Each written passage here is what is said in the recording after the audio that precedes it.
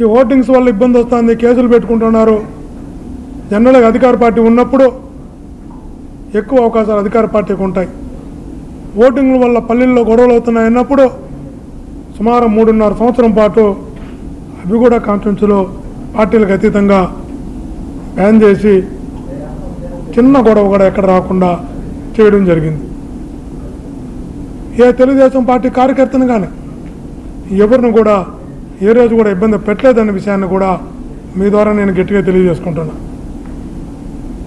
చివరికి అంతదాకెందుకే చంద్రబాబు నాయుడు గారు రాయల చెరువు కట్టు తెగిందన్నప్పుడు చంద్రగిరికి వచ్చినప్పుడు రాయల చెరువుకు వచ్చినప్పుడు అతను నమస్కరించి గౌరవించానే తప్ప నేను ఎప్పుడు కూడా అగౌరవపరిచేలా వ్యవహరించలేదని కూడా చెప్తున్నా.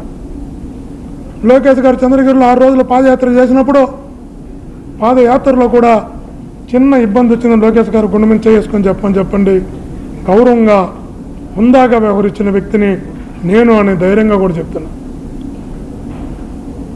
భువనేశ్వరమ్మ గారు 3 రోజులు చంద్రగిరిలో ప్రోగ్రామ్స్కి వచ్చినప్పుడు 3 రోజులు డిఎస్పీ గారితో అఫీషియల్గా పెట్టి పైలట్ ఇచ్చి అవి కాన్స్టిట్యున్సీలో ఉన్నంతకాలం గౌరవంగా చూసుకోమని చెప్పినటువంటి వ్యక్తి. ఎక్కడ కూడా చంద్రగిరి నియోజకవర్గంలో కులం అనేదో పార్టీ అనేది నేను ఏ రోజు కూడా చూడలేదనడానికి మీరు కూడా సాక్ష్యం. కమ్మానో రెడ్డి అనో బలిజీ అనో ఇంకో క్యాస్ట్ అనో ఏ రోజు కూడా నేను చూడలేదు నాకు గుర్తున్న మేరకు. తుడా చైర్మన్గా నేను 4.5 సంవత్సరాలు ఉంటే 4.5 సంవత్సరం సూర్యదేవర హరికృష్ణ గారు ఒక కమ్మ 4.5 సంవత్సరం అతను వీసీగా ఉన్నాడనే విషయాన్ని కూడా తెలియజేస్తున్నాను.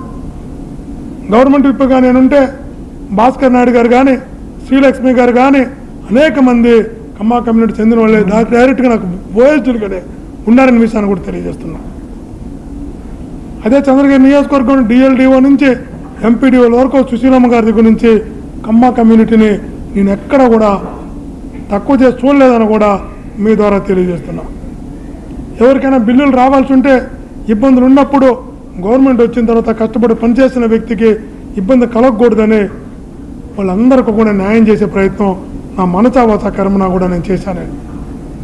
5 సంవత్సరాల్లో ఏ రోజు కూడా ఏ ఒక్కరిని కూడా పార్టీని చూసో కులాన్ని చూసో వర్గాన్ని చూసో నేను పరిపాలన చేయలేదని కూడా తెలియజేస్తున్నా. అందరినీ సగౌరవంగా గుర్తింపించా, గౌరవించా. అది బలహీనత కాదు.